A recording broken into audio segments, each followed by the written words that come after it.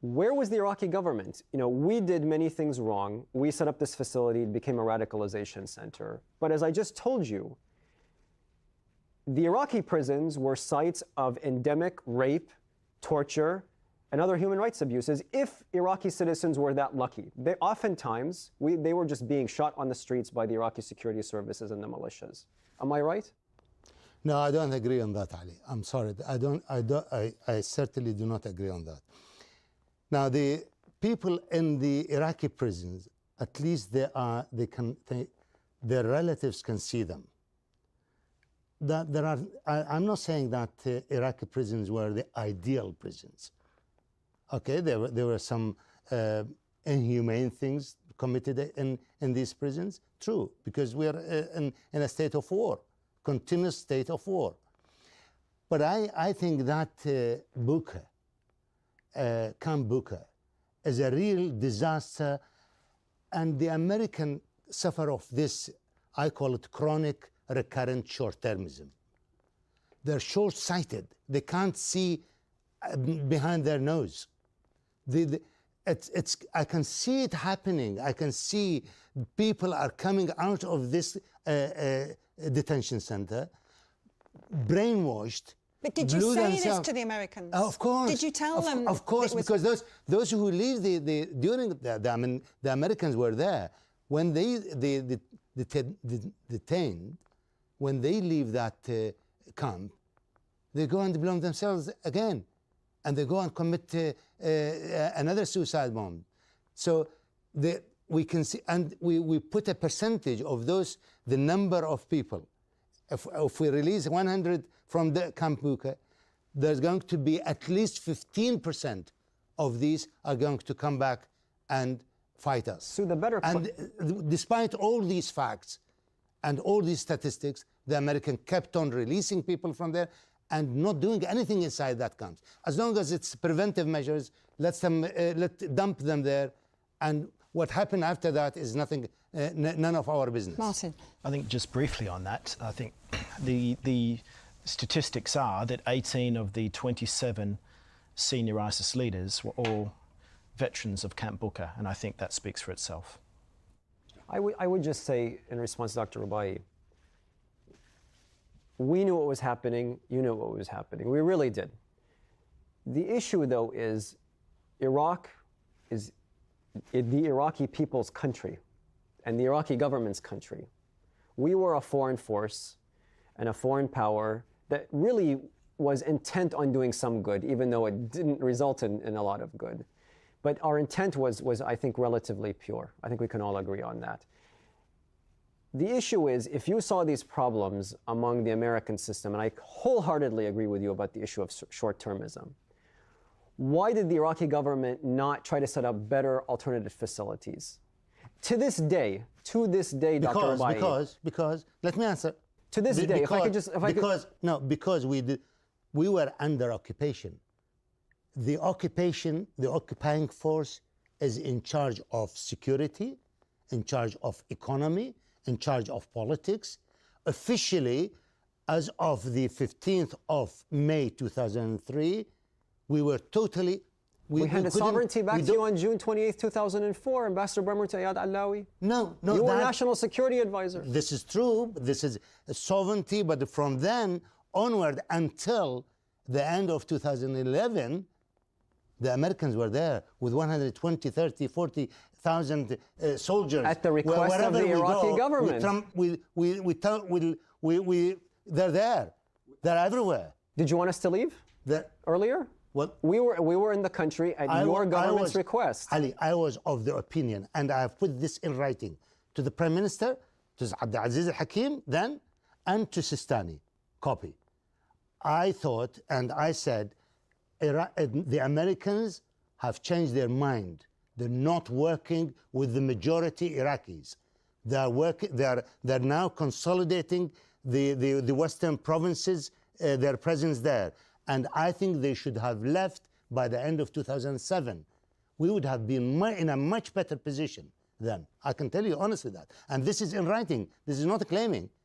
in handwriting, if I may say so. So why were you part of the SOFA negotiating team, which I was also a part of? Well, I was representing my country. And I was representing my prime minister. Right. So you and I was of the opinion that the Americans should have then, according to the SOFA, and I told the prime minister then, and this is the first time I mentioned it, I told the prime minister then that I can get the American out within 1 year. The SOFA can last only 1 year and leave them, and by the end of 2009, they could have left as well. The funny thing is, the longer the Americans stayed in the country, the more mistakes after mistakes after mistakes they committed in security, in economy, and in politics.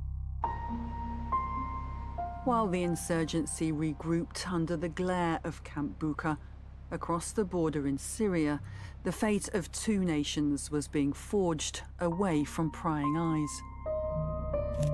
There were indications that there were secret meetings between the Assad regime, former Iraqi Ba'athi officers, and then individuals, jihadis, who would one day rise to head ISIL.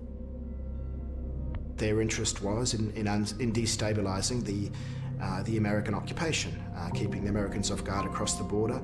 At that point, the Assad regime wasn't sure of what the American intentions were vis-a-vis Syria, whether Syria was next, and there were lots of rumors to that effect.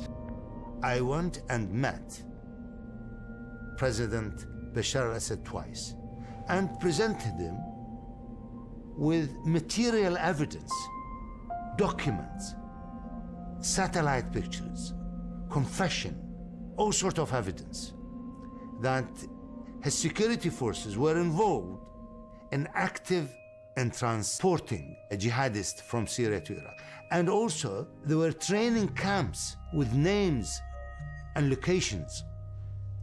He was in total denial of that. I remember telling him that this will, in no time, it will backfire on Syria. President Bashar al-Assad's alliance with jihadists was all about short-term security at a time of heightened paranoia. For the jihadists too, Assad and the Baathists were simply a means to an end. But whatever the motivation, the effect was very clear that the senior leaders of the Islamic State group are sitting down with senior Baathists, in particular, a guy who became essential to the latest incarnation of ISIS, a guy called Haji Bakr. I interrogated one of these ISIL guys.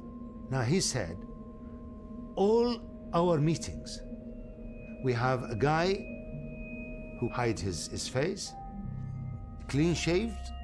He's not the Amir, he's the deputy Amir. But no decision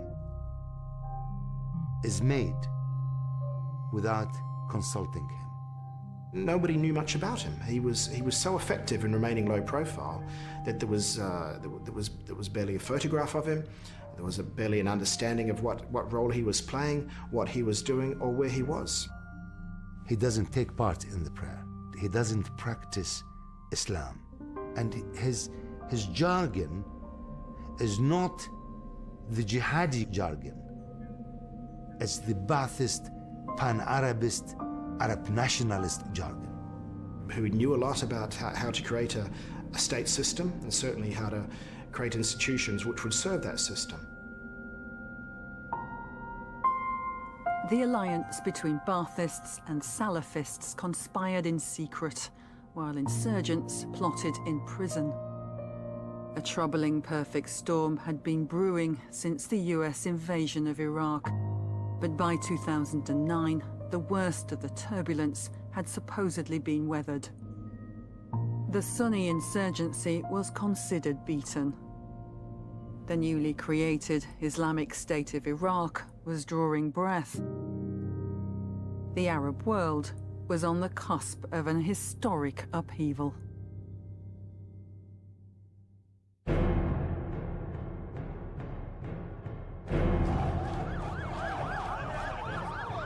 ISIL is the product of genocide in Syria. The Iraqi army was really a machine for making money. You will find no safe haven. They already had British and American special forces in Syria training rebel groups.